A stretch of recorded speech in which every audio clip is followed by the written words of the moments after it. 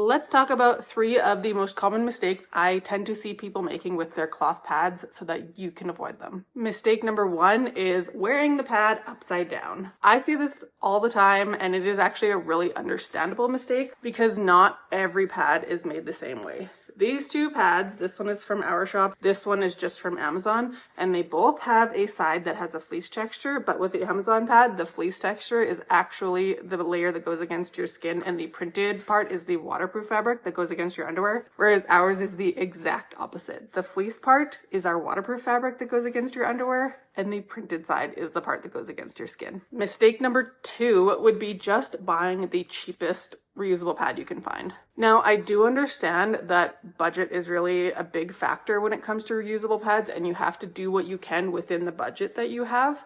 And not everybody can afford to go and buy the custom handmade cloth pads. But the Amazon pads, the bulk AliExpress pads are just not the same quality. Now, I'm not saying that you absolutely shouldn't try these because, again, you have to work with the budget that you have.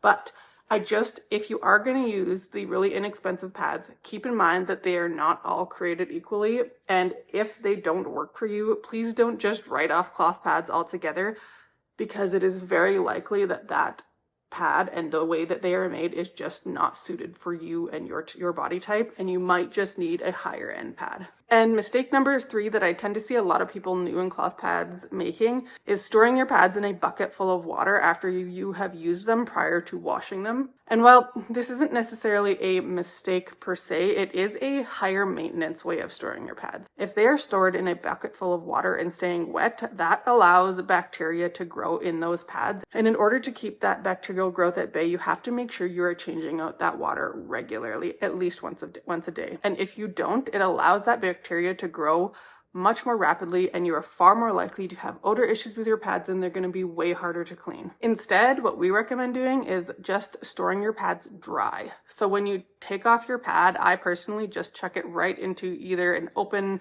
wet bag or an open pail that has access to airflow so that the pad can dry out. Once it has dried out, that bacterial growth that I was referring to significantly minimizes, if not stops. Most bacteria needs moisture to grow, and especially needs it to grow rapidly. So if it is sitting there dry, it is far less maintenance. You don't need to be changing out the water every day. And if you happen to forget about it, because let's be honest, life gets busy and sometimes we forget about things, there's very low consequence to forgetting.